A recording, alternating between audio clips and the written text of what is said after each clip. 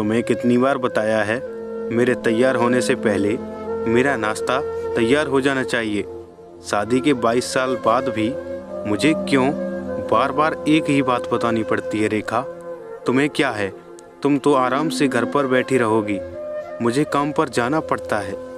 तुम हो कि हमेशा पागलों जैसी हरकत करती हो।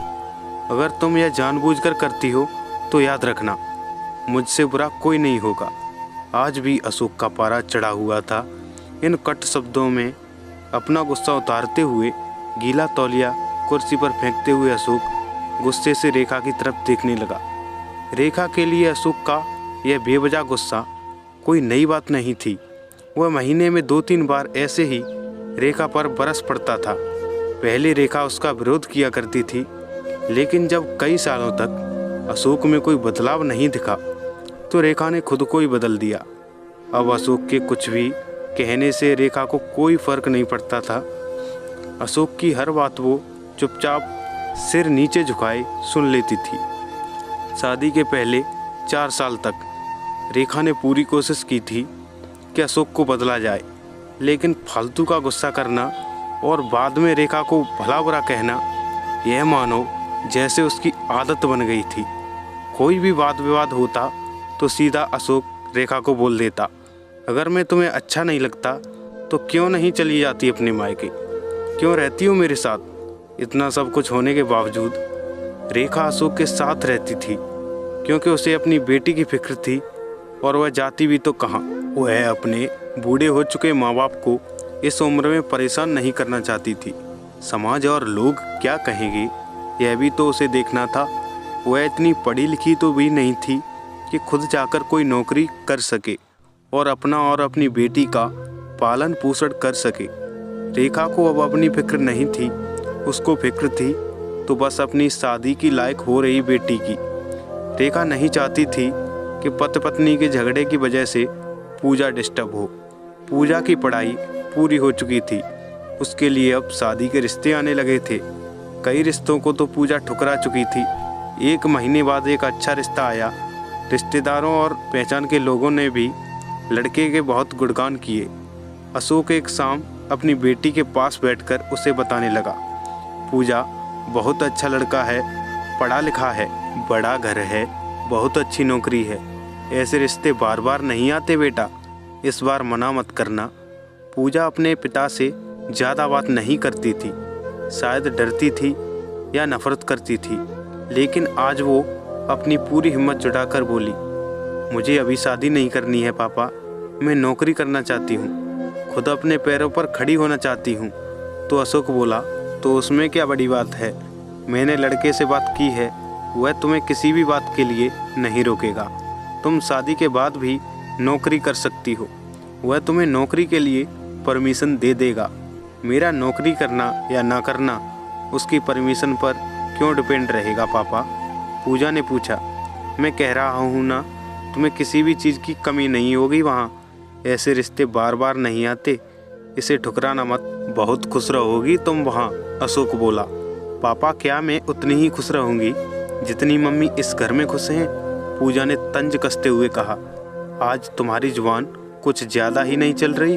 अशोक ने गुस्से से आंखें बड़ी करते हुए बोला, पापा मुझे शादी ही नहीं करनी है, क्योंकि शादी के बाद अगर वह लड़का आपके जैसे निकला तो मैं क्या करूँगी? मुझे आपके जैसा जीवन साथी नहीं चाहिए जो बिना बात के मुझ पर हमेशा चिल्लाए। मुझे कुछ भी पसंद का लेना हो तो 10 बार सोचना पड़े कि कहीं वह नाराज़ ना हो जाए। मेरी तबीयत कैसी भी हो उसे परवाह ना हो, रोटी थोड़ी मोटी बन जाए तो घर सर पर उठा ले, उसकी चेक बुक ना मिले तो भी मेरा ही दोष निकाले और हर छोटी मोटी बात पर मुझे मायके जाने के लिए कहे। पूजा ने अपना दिल खाली करते हुए पापा से सब कह दिया। अशोक का गुस्सा 7वें आसमान पर था, लेकिन उसके मुंह से एक भी शब्द नहीं निकल रहा था। वो पूजा की बातें सुन रहा था। पूजा उतना ही बोलकर चुप नहीं हुई। आज पहली बार वह अपने पापा के सामने इतना कुछ बोल रही थी। पापा, आपने माँ के साथ हमेशा गलत व्यवहार किया है। आप अपने ऑफिस का गुस्सा बिना सोचे समझे माँ पर उतार देते हैं। कभी इस बात की परवाह भी नहीं करते कि उन्हें कैसा लगता होगा। आपकी बातें सुन सुनकर माँ ने भी अपना स्वाभिमान खो दिया। अशोक आज पहली बार अपने किए बर्तावों को महसूस कर पा रहा था। वो इतना ही बोल पाया, जो तुम्हारा मन करे वो करो, मैं तो इतना बुरा हूँ ना। पूजा ने अशोक का हाथ पकड़ा और बोली, पापा मुझे सिर्फ एक सवाल का जवाब दे दो, क्या आप चाहोगे कि मेरा पति आपके जैसा हो? अगर आपका जवाब हाँ है तो कर दीजिए मेरा रिश्ता आज ही, और ना है तो मुझे आत्मनिर्भर बनने दीजिए। अशोक कुछ भी न बोल पाया और वहाँ से चुपचाप बाहर चला गया। आज उसे रेखा के सामने जाने में शर्म आ रही थी। चलते चलते उसकी आंखों से आंसू बह रहे थे। अशोक ने आज से अपने आप को बदलने का निश्चय किया। अगले दिन से रेखा ने अपने पति में काफ़ी बदलाव देखा। वह सोचने लगी कि जो हिम्मत पूजा ने दिखाई है, अगर वह हिम्मत अगर मैं पहले दिखा देती तो शायद आज परिस्थिति कुछ और ही होती। अब पूजा पढ़ लिख कर अच्छी डॉक्टर बन गई थी और 3 साल बाद उसके लिए एक अच्छा सा रिश्ता आया। और उसकी विदाई पर अशोक बोला, बेटा तू हमेशा खुश रहेगी क्योंकि तेरा पति तेरे बाप जैसा नहीं है। अशोक की यह बात सुनकर रेखा और पूजा की आंखों से आंसू बहने लगे। दोस्तों, हमारे समाज में औरतों को भले ही देवी का दर्जा दिया जाता है, लेकिन वह स्वतंत्रता नहीं दी जाती जो उन्हें देनी चाहिए। उन्हें बचपन से ही बताया जाता है कि वह पराया धन है। स्कूल से आने में देर हो जाए तो पिटाई मिलती है। मोबाइल पर बातें करते हुए दिख जाएं या खिड़की से झांकते हुए दिख जाएं तो शक किया जाता है। माँ बाप का घर तुम्हारा नहीं है, पति का घर ही तुम्हारा है।